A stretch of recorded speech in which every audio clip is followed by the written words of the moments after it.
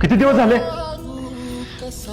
प्रशासन मला रोज विचारते मधुकर, वडिलांना सांगता येत नाही का आधी माझं शिक्षण मग बाकी सगळं ते?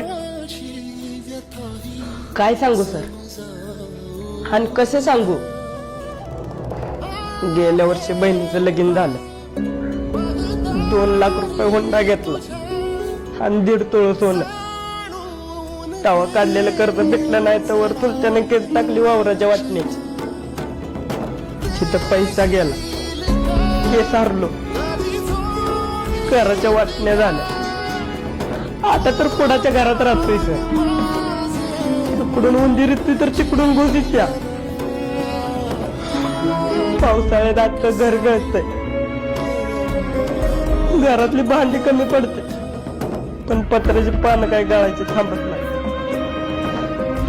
बाप गावलती काम करतो, उचलापासून गुरं राखतो.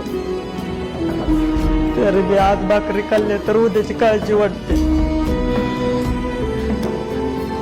आई रोज वाटी घेऊन येतं, त्याचं घर टिपती.